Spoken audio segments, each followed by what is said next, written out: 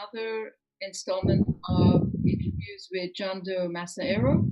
Tonight, we're going to be doing a session on conscious guidance and control.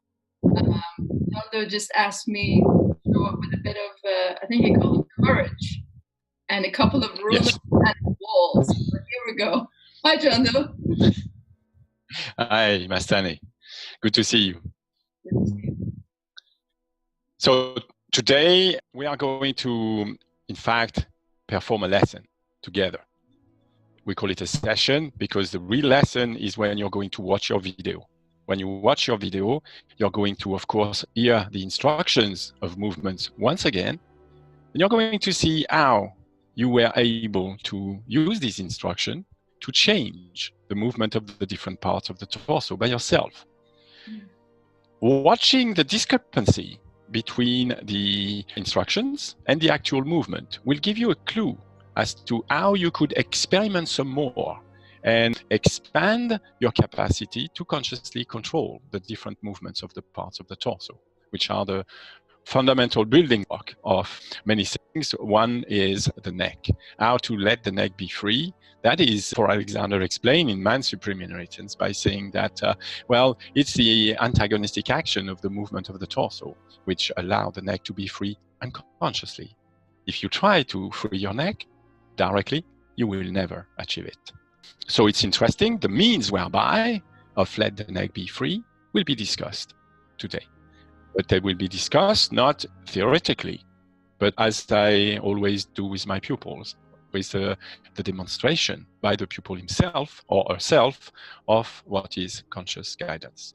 Before we start, just one thing, conscious guidance is guiding oneself with instructions, of course, but most of the time, these instructions include a model which is made of non-feeling mental object.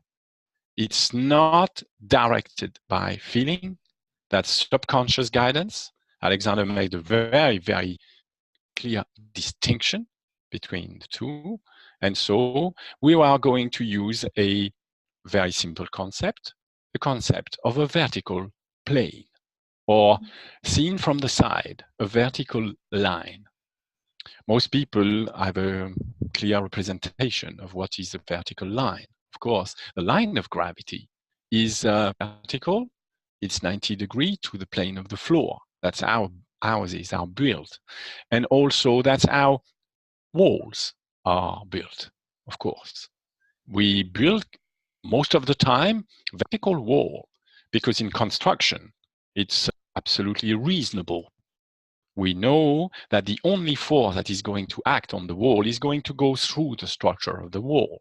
Yeah. That way, the wall will hold itself without any force, extra force applied to it. So there will be force, of course, but we hope that we will minimize forces and we will amplify movements. So there is one thing, it's to understand the concept of vertical. It's a very, very different thing to use it, to direct the self. So this is what we are going to see, how we can help the pupil. You're going to play the pupil, how we can help the pupil or ourselves when we play the part of the pupil, because teaching oneself and teaching the pupil in this scheme is the same. There is no manipulation of any sort. It's only the use of instructions, the use of orders, the use of what we call self-speech. How I speak to myself can be consciously controlled. And the results are amazing most of the time.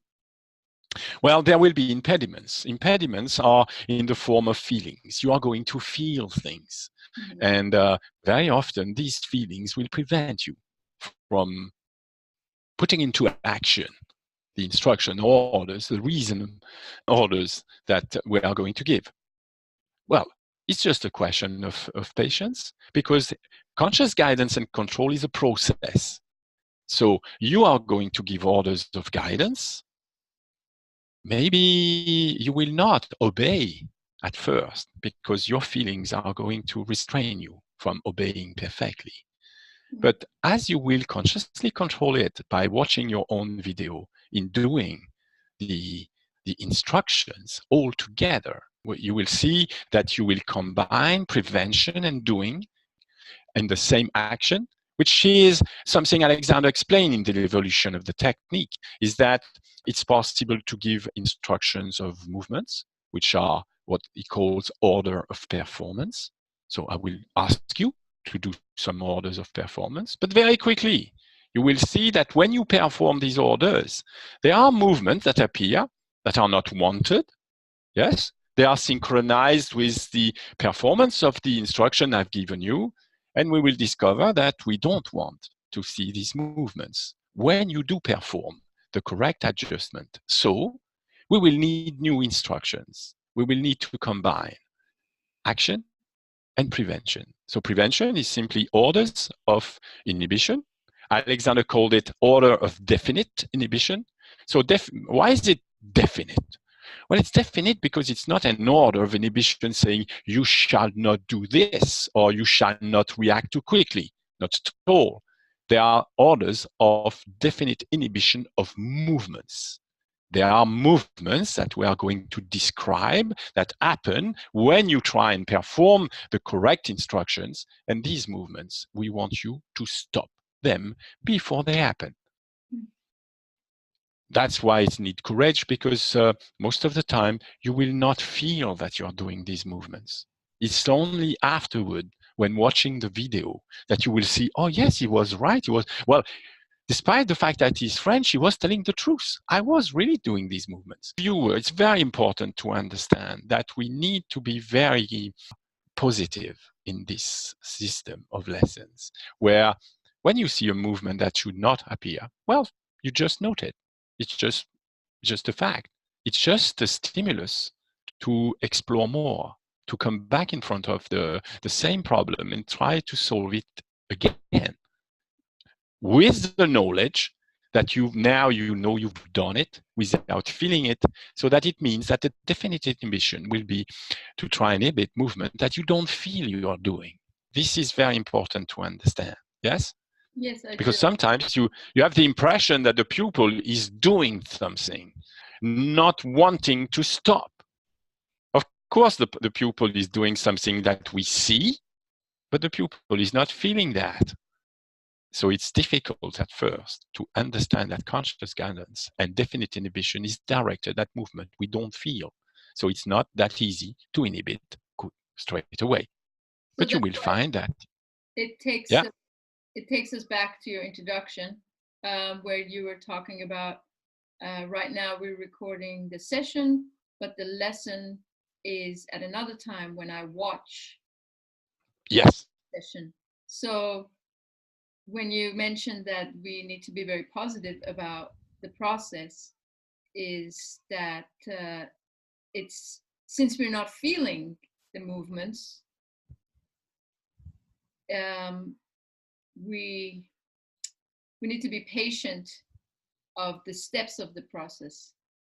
Yes, when we watch the lesson, then this is the time for the reflective experience to take on another mode, which then can feed into the experiments that come after and after and after.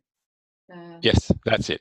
So I think the best way to describe this is has been done already by John Dewey. He says it's a process of inquiry.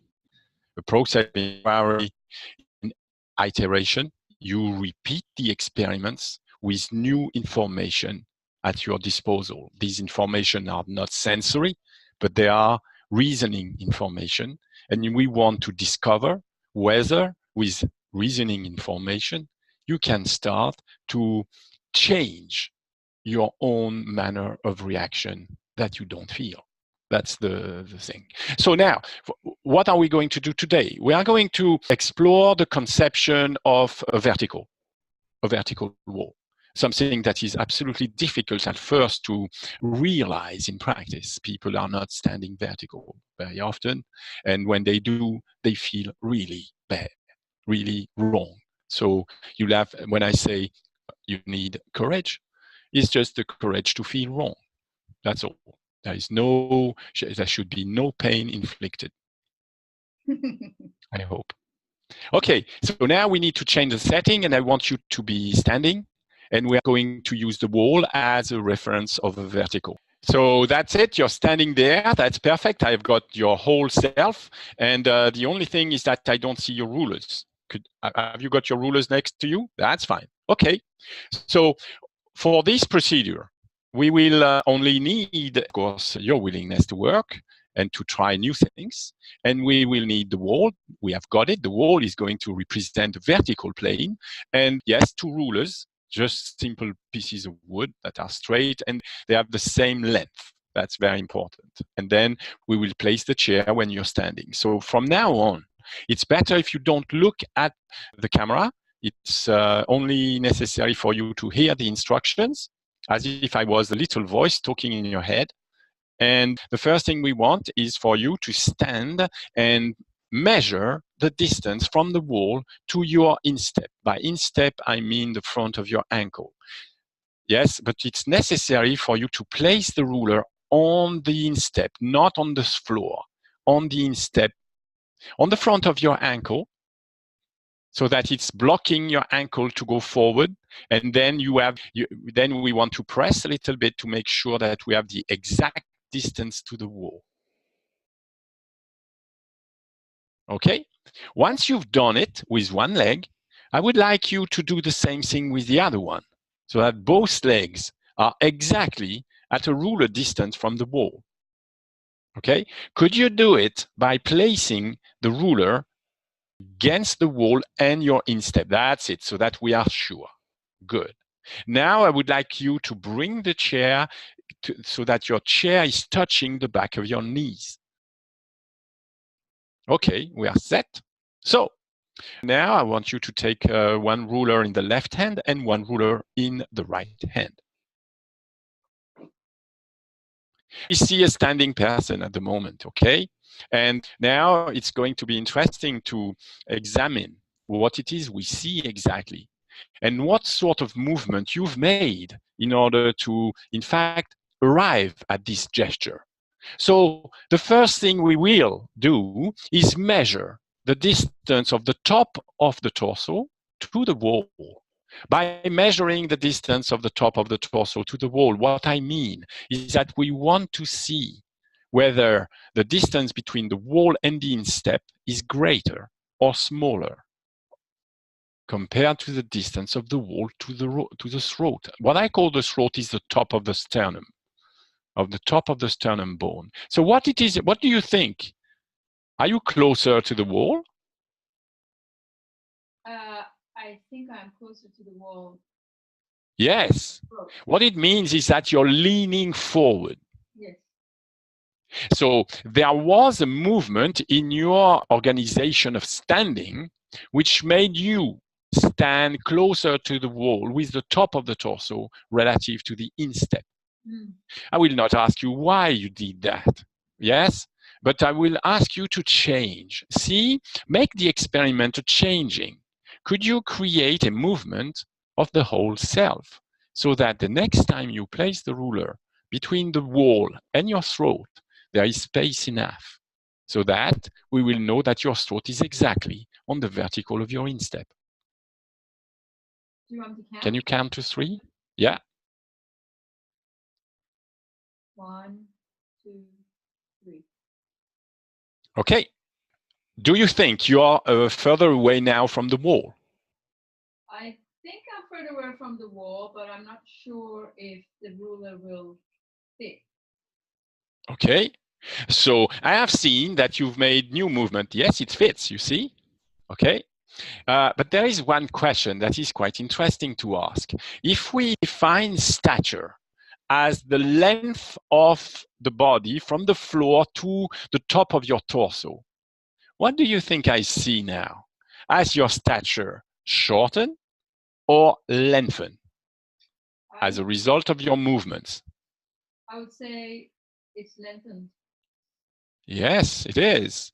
And the geometrical reasoning behind this is that if you hold a ruler vertical, it will be taller than if it's inclined forward at the top. Yes?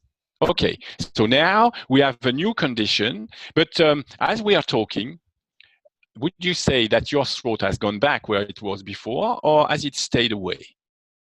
It hasn't stayed back at the end of the 2-second count. Yeah.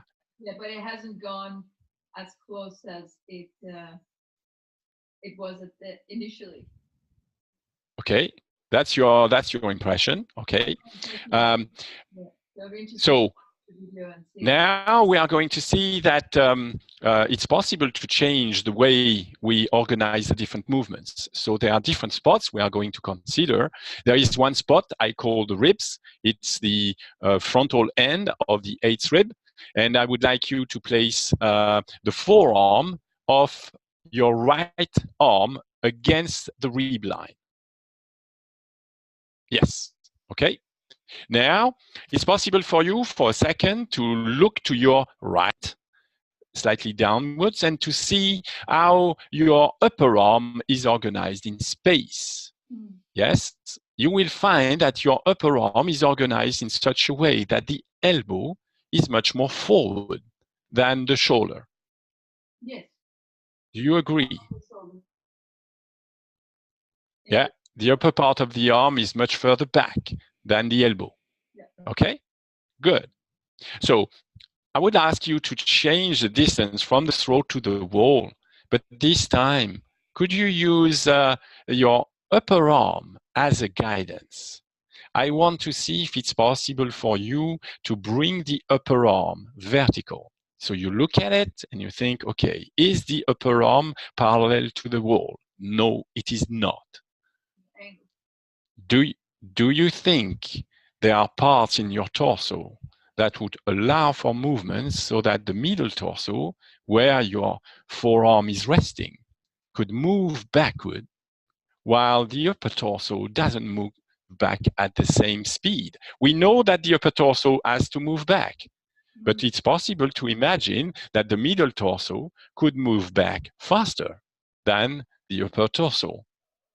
Is that a reasonable instruction? Yeah, because there's the torso is a jointed structure, so it's articulated. Okay. And we can try. So could you try? I want you to count to 3 and think that the middle torso has to move back so that the elbow moves back in space faster than the upper part of the arm. You can look at the upper part of the arm to guide the movement. Okay. Don't try and guide it. Just look at it. Turn your head to your right. Look at the upper arm, and you decide that the movement starts in this condition, and you want the movement to stop at 3 when that line is in fact parallel to the wall. Okay, do you understand the instructions? Yeah, so I'm going to find movements in the torso that will bring the line of the upper part of the arm and the line of the elbow to be parallel to the wall. Yes. Okay. When you're ready. 1, 2, 3. Okay. Could you please check and see if the throat is at a distance of the ruler to the wall? And yes, it is. It is, yeah. There. Yes, it is. It's interesting. It's funny. Yeah, it's a funny thing how we can use instruction. And so now there is another spot that we are interested in, and that other spot, of course, is the iliac. It's the front of the ilium. Yes, that's where you're placing. I want you to find it with your fingers. That's it. You have found it with your finger. So I want you to give me now an assessment. I want you to imagine. Do you think that your iliac is at the same distance to the wall as your throat, or is it further forward? Oh, it's much further forward. It's much further forward. So the question is the lower part of the torso also jointed? Oh, yes. Yes, so it's jointed to the middle torso. Yes, also and it's jointed to the legs. Yes? So this time, in order to move the tip of the elbow back, because you will find, watching the video, that after discussing and touching the iliac, your forearm has gone back to what is your habitual gesture in standing. And you didn't realize you were going back. Did you? I think when you talk about it, John, though, when you bring it, when you reference to it, no, I didn't have a feeling that I intentionally brought it back. And I suppose doing experiments in different parts of the day, for example, I achieve something on the video, and then, as I say, I lose it, but it's about the experiment of the movements. So yes, consciously bring it back. No, I think I know what you're getting at. No, Matt, now there is another spot we need to check. So I want you to stop having the forearm for a second on the rib line, and I want you to use that index finger, the index of the tip of the index of the right hand, and I want you to touch and find the bone that I call the sitting bone. There is a little arch, and it's possible to place the finger on it. Place, yes, and try and find it. Have you got it? Yeah. Yeah. And now I want you to place the index of the left hand on the right iliac. That's it. Okay. So you are touching the same bone, really. But it's possible to imagine, I think, that the same bone, two parts of the same bone, could move at different speed. Don't you think? Yeah, especially if I imagine that they have mental objects attached to them, which is yes, exactly. So let's now imagine something there. Let's imagine that it's possible for you to, in fact, affect a speed to the iliac. That's the front finger, that's the left finger, and you affect a speed away from the wall, and you want that speed to be much faster than the speed of the sitting bone away from the wall. We want both to go away from the wall, but we certainly want the iliac to go much faster than the sitting bones. If you were able to program that combination of movement, what would happen to the lower torso? Do you have an idea? The lower torso would become more of a base for the middle and the upper torso. And no, but how would you define the movement? The global movement that is, in fact, the concerted movement of going fast with the iliac away from the wall and going very slow with the sitting bone away from the wall. What would be the global movement of the lower torso? It would rotate. Yes, it would rotate. Iliac would be higher in space in relation to the line of the instep. Yes, that's correct. And the sitting bone would be lower. So now that you understand these two movements, I want you to have in mind the length of the ruler. Yes? And you're going to command the two movements. Yes, you have the line, but I want you to still keep the fingers for the moment on the sitting bones and iliac. That's it. And so remember our first problem. The first problem was to align the throat on the vertical of the instep. We want to imagine a vertical. And so we want to realize that vertical. But now, in order to realize that vertical, instead of just saying, I'm going to pull the throat away from the wall, now we are going to go indirectly. We are going to say, well, what we are going to do in order to pull the throat away from the wall and lengthen the stature is to pull the iliac away from the wall faster than we pull the sitting bone away from the wall. Could you please count to 3 if you have understood the instruction? Yeah, so I pulled the iliac away from the wall faster than I pulled the sitting bone towards the wall? No, away from the wall. Both are going to go back in space because you're really leaning forward. Yeah. Yes, we want the opposite of that. Oh, both? Oh, so it's like this, but this. We are very, very careful not to use the indeterminate pronoun this, because this means nothing. It's necessary for you to be very much more descriptive with your language, because otherwise you may have an idea now that is based on something you may feel or understand, but you have no reason to think that in 5 minutes' time you will still have that idea in mind, so it will be lost. While if you say what you mean, then you will have something to work with. Yes, if people say what they mean, there won't be any wars.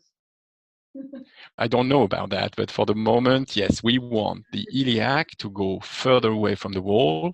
We want the sitting bone to go further away from the ball, but we want the speed of both to be very, very well in the front of your mind. Is it possible to move two parts of the same bone at different speed?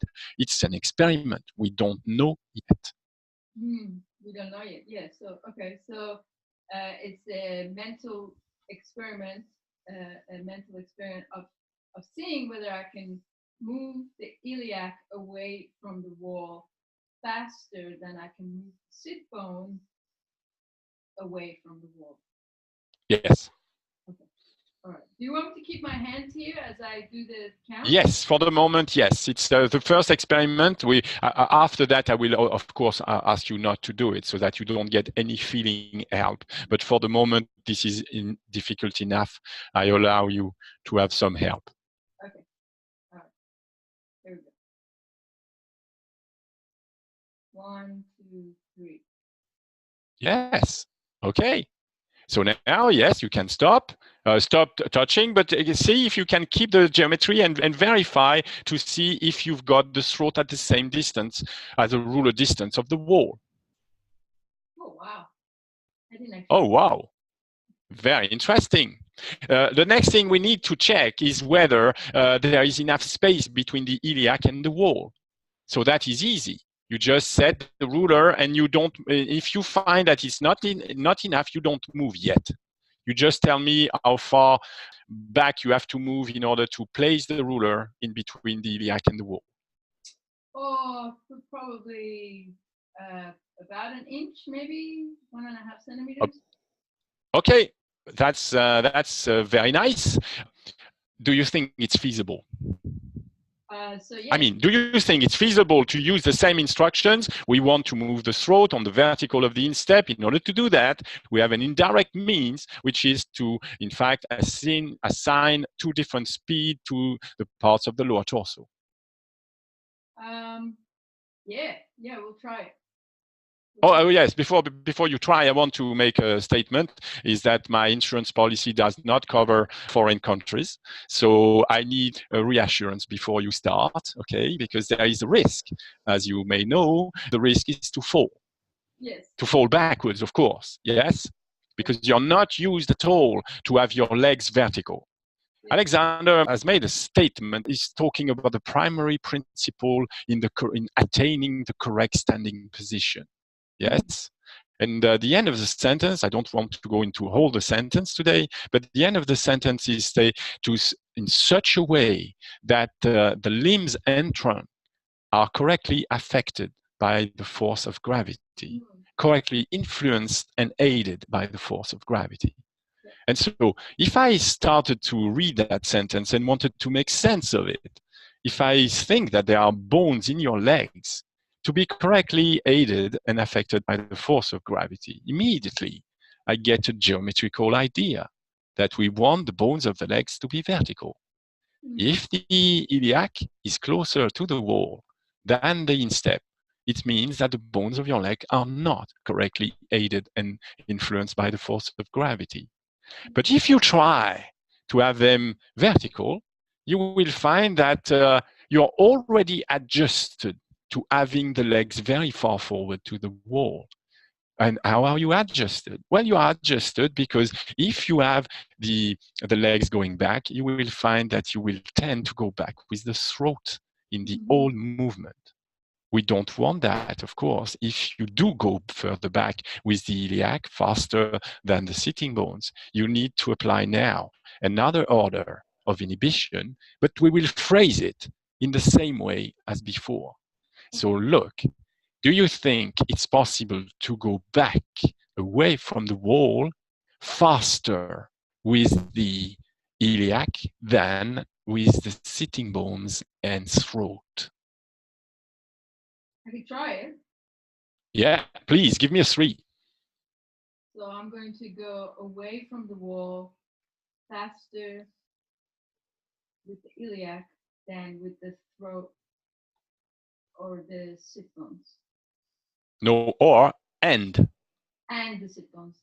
Yeah. Okay. Yes. Okay. All right, I'll try it. See what happens in the video later.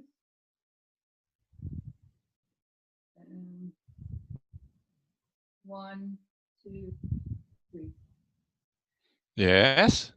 Could you please check whether the distance between the wall and the throat is the ruler? Good. Now, could you check to see whether the distance between the iliac and the wall is the ruler?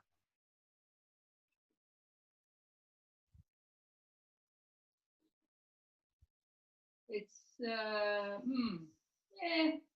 I think it springs back down. I think the movement happens at the end of 2, but I have a sense that I'm not used to having my feet in this position away from each other as well. So usually the heels are much closer to each other. So may I propose a different explanation? yeah. There is something that is preventing you from going back away from the wall with the iliac, and that is my what? Your sense of equilibrium. Yes. Is providing an information. You're feeling something there. You're feeling that you're out of balance nearly. That's why you're stopping the movement too short. So I want you to experiment with something very strange, which is a procedure of equilibrium. I want you to, do you understand what is a procedure of equilibrium? Can you do a quick explanation? Yes, I think it's better. A procedure of equilibrium is a programmation of movements that are going to make you feel in disequilibrium. Yes, but you will organize movements so as not to fall. I will explain how you are going to achieve that. It's very simple. You're going to, in fact, plan the movement of the iliac, of the sitting bone and the throat exactly as before. You're going to say, okay, I am going to pull the iliac away from the wall much faster than the sitting bones and throat. The idea would be to have the iliac and the throat at the same distance, of a ruler distance from the wall, yes? But at the same time, we are going to introduce a new movement. I want you to lift the front of the feet off the floor so that the equilibrium will be an equilibrium on the heels. Yeah. Okay? When you're ready. We may need to reproduce the experiment many times, so don't think too long about it. 1, 2, 3. Yes, fantastic.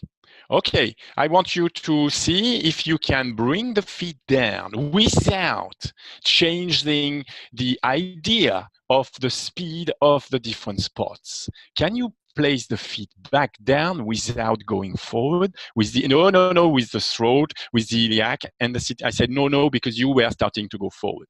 Yeah. That's it. Okay. So you see, you're standing now with your feet on the floor as if you were in equilibrium, isn't it? Yeah, it's like a tightrope walker kind of thing. Yes, it's like standing with equilibrium. Oh, well, yes, sometimes we call this poise. Poise is a freedom of movement. Most people hate it. Yes? So now, could you measure the distance between the throat and the wall, please? Yeah. Yes? And now the distance between the iliac and the wall. Oh, better, but you know. Does it fit? I've fallen off the ropes, John, though. No, you need to think of the movement of the sitting bones. Remember, very slow back. No, the iliac back and the sitting bones very, very slow back. Imagine you're lifting your feet off the floor. Yes, imagine you're lifting your feet off the floor. That's fantastic. Okay? That's the basis for working now. We have a new shape, a new organization of the movements of the torso, and you're working with something that is not felt, which is potential speed of 3 spots. So that is much closer to conscious guidance than anything than we have, well, performed before. Okay? Good. Do you think it's possible to walk? Well, I know there is little space here to walk, but to walk with this idea when you're going forward, to think, I want the throat and the sitting bone to move fast forward, and I want the iliac to move very slow forward. Do you understand? Not really in walking. So let's imagine that in walking, your sitting bones are going to go forward, isn't it? Yeah, in relation okay. to the heels. And your throat is going to be going forward in relation to the space that is around you. Yeah, yeah. Yeah. So what we want you to do is to practice something that is very strange with your mind. We want you to assign different speed to different parts of your torso. We want to say, okay, the sitting bones are going forward, the throat is going forward, they go at the same speed. We don't want to see the throat go forward first. We want the throat and sitting bones to be related. At the same time, we want to slow down the movement of the iliac forward. If you're able to do that, exactly the same thing will happen in walking that you were doing in the going away from the wall. We have just reversed the movement. Instead of going back, you're going forward now. Yes, I see you've got it. Why do I say something like this? Well, it's because you're going away from the wall at the moment. You're lengthening. Yes, I would say that you're widening too. So I will explain that later. For the moment, I want you to walk a little bit. I have to walk in this direction towards the camera. Yes, I know. Yes. So this is walking. This is a strange walking. It's walking with reasoning. There is a thinking in activity going on because you're affecting different speed to different parts. And we see, well, sorry, I see that you're not walking your normal way, the habitual way that is guided by your sensory appreciation, by your feeling sense. You have a new sense now. And when you go back in front of the wall, so please go back in front of the wall now with the back of. No, yes, I wanted you to. The chair was very interesting because when you were extended, you were at the correct distance when your knees were touching the chair. When the back of your knees were touching the chair. So, okay, I want you to remember what we've done, how distance between the wall and your throat to see how you have fared during your walking has got you down. Well, you remember that down is down and forward with the iliac, or are you staying up? Could you measure, please? Oh, I've lost you. Oh no. Yes, you're back. So, how is it?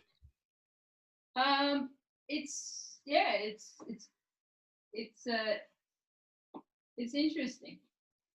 One of my, as you know, one of my habits is to relate. Things happen in the top of the torso that are part of my habit that pull the musculature here up with everything, with every movement. So this is I have done this before, and it's good to have another video document with the help of the teacher as well. So there's going to be a lot to study, which is fantastic. Well, yes, and so there is now a new. We can extend that work. We can make it more contrary to your feeling sense, and it's very easy. So the first thing is to, once again, I want you to count to 3, and I want you to go away from the wall with the iliac faster than with the throat and the sitting bones. I want to see what will happen when you do it. 1, 2, 3. Yes? Okay? So apparently you go much further back than you were going before. Your legs are starting nearly to touch the back. The back of your legs are starting to touch the chair. You were very far away from it before. You were leaning forward a lot, you know? Oh, right. Okay, so now. You think my heels have moved now that I've come back here?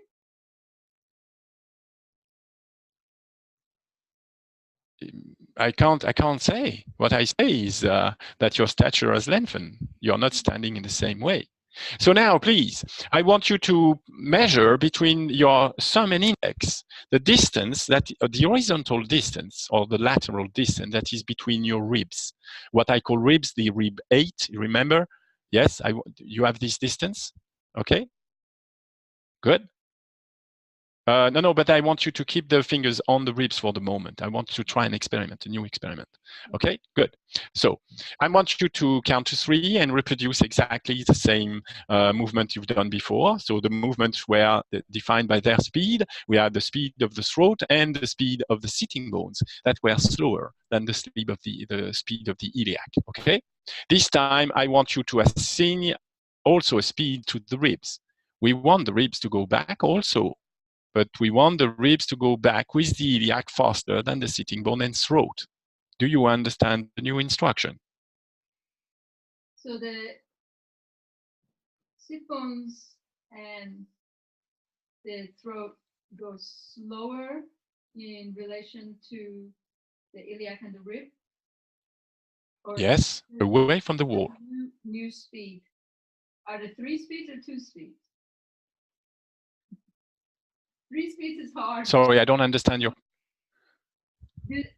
There are 2 speeds. The iliac and ribs are going fast away from the wall, and the throat and sitting bones are going slower. Okay. All right.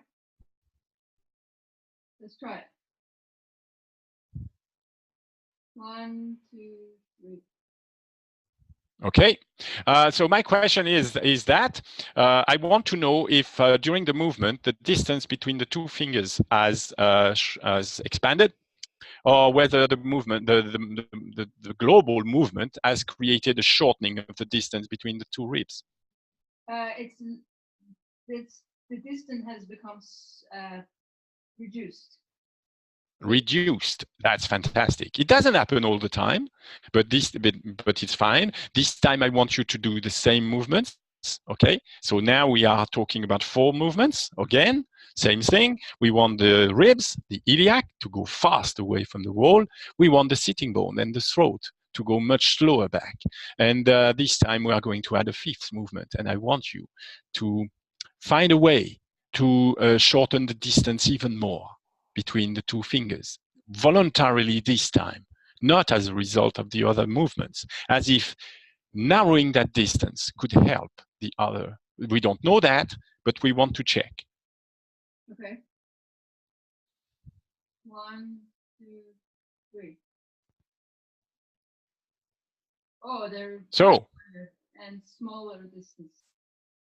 Yes, but something has happened is that now the speed of the throat has been reduced tremendously, and in comparison, the sitting bones have gone fast back. So now that you are more attuned to the new scheme, could you please give me another 3 with exactly the same instructions? Remember that I told you that the throat speed has been reduced tremendously, while the speed of the sitting bones has not. Well, they have gone back. They haven't gone back fast, slow. They have gone back fast. All right, that's what you mean. Okay. So I'm going to match up the speed of the sitting bones with the throat, and that's going to be slower than the distance of the iliac and the distance between the ends of the rib 8 in relation to the wall. Is that correct? Yeah, correct. 1, 2, 3. Yes. Okay, I want you to practice another 3, but this time in equilibrium on the heels. So you're going to add, I lift the front of the foot off the floor. Yeah, they've been pretty lifted, but I'll lift them fully. No, I want you to do it intentionally as high as you can. All right. 1, 2, 3. Yes. Okay. Now, the big difficulty is to bring the feet back down without accelerating the iliac forward, keeping the acceleration of the iliac back, acceleration of the ribs back, and just going slower backwards with the throat and sitting bones. So I'm going to put my toes back down on the floor. Yes. Without affecting the tightrope walk equilibrium in relation to the wall of the throat, sitting bones, and iliac rib points. Is that what you're saying? Yeah. Okay. 1, 2, 3. Yes. Very nice.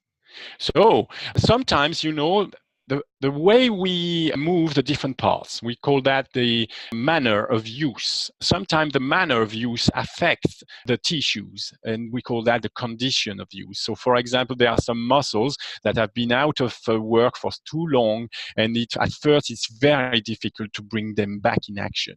So sometimes I use means. I want you to place the ruler in between the right iliac and the wall,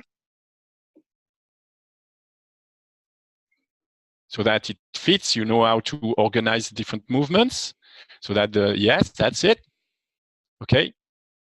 And now I want to see if it's possible for you to create a movement forward with the sitting bones. So you count to 3 and you think, okay, when I move the sitting bone forward, of course, I don't want the iliac to go forward, otherwise I will crunch my iliac against the ruler. So I need to oppose a movement backward. I will oppose a movement backward of the ribs, which will go very, very fast back, while the throat is not going fast back. Do you understand? So am I still going to be standing straight at the, standing upright, or is the torso going to lean? No, you're going to be, what you're going to be is to project the sitting bones forward. What will happen to the pelvis if you do that? Rotate more, as it needs to. Yes, it will rotate. For the moment, we may say that it will rotate around the tip of the ruler. Yes, you're doing it at the moment. I want you to count. 1, 2, 3. Yes, okay. The speed of the ribs is not enough at all. Because remember, when you said it rotates, so if the pelvis rotates, the front of the pelvis is going to be lifted and go back. We want the ribs to go back away from the wall faster. Give me a 3. Sorry.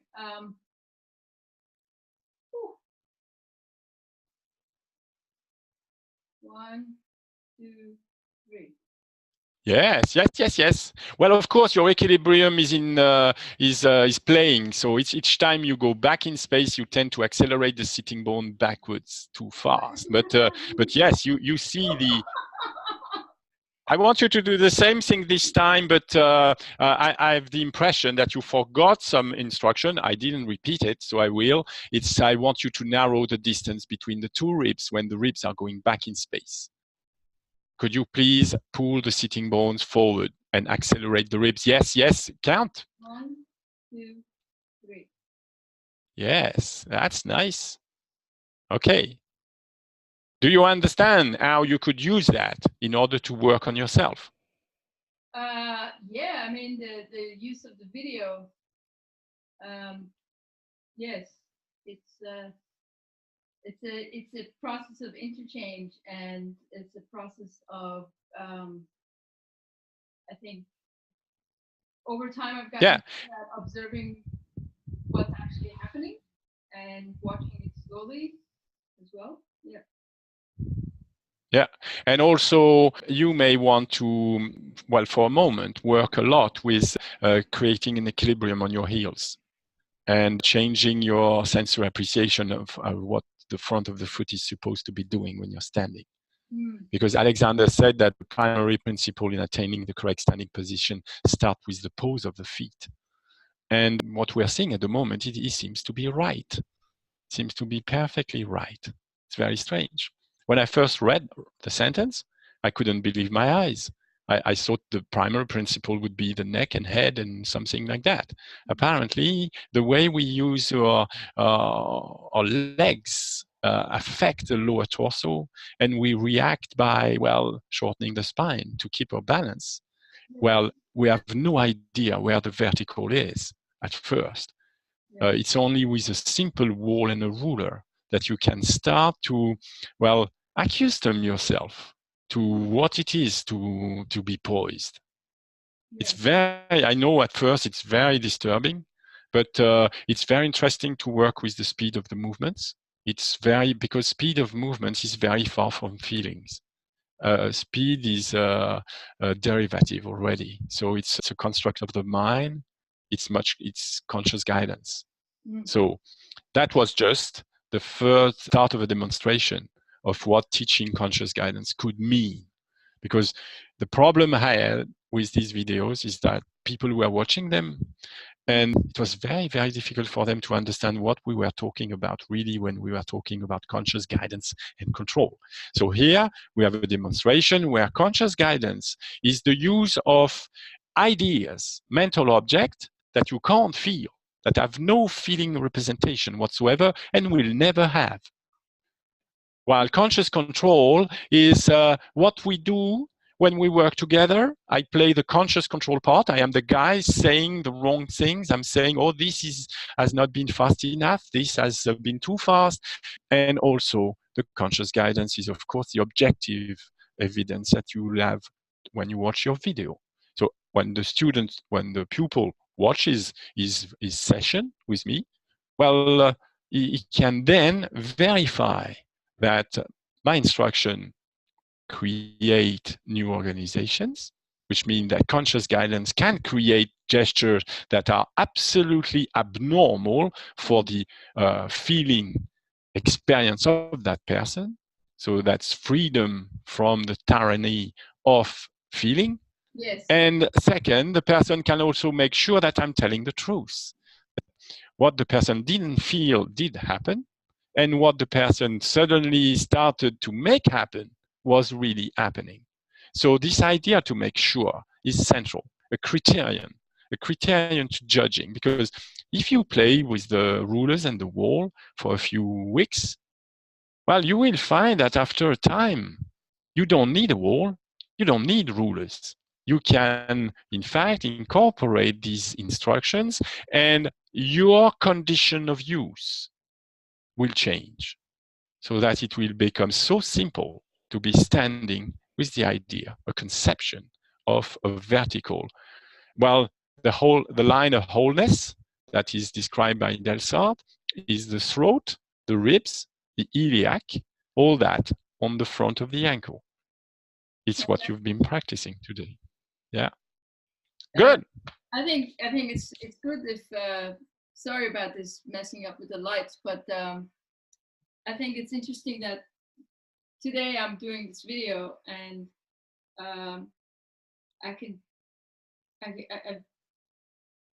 my scoliosis is not staring me. Like yes, I understand what you mean.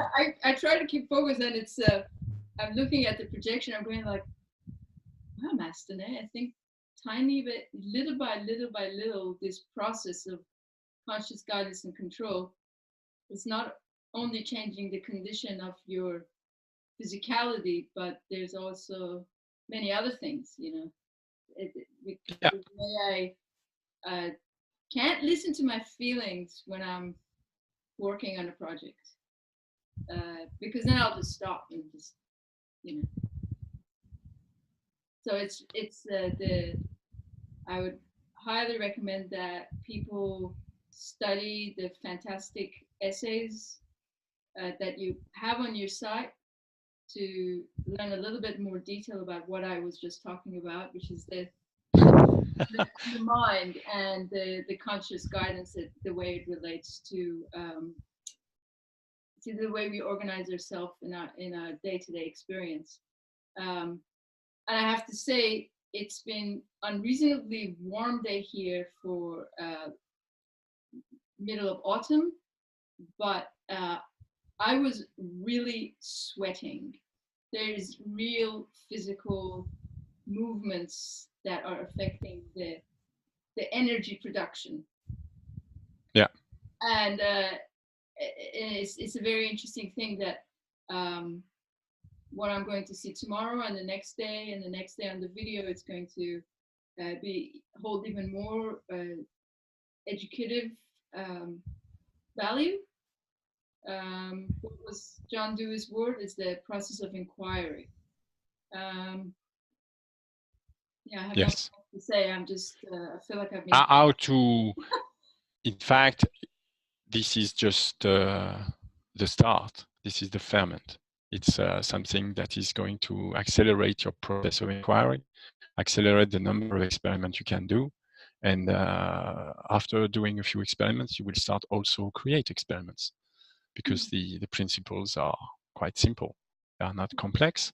And so there is not only the idea of repeating the experiment that I propose, but encouraging people to, as soon as they understand that we are limited by our sensory feelings and that we can expand our capacity of movements, our capacity of regulation of movements, well, there is no limit. There is no limit. Okay, Mastane, thank you very much. Thank you. Till the next time. Information about how people can get in touch with you, and thanks again.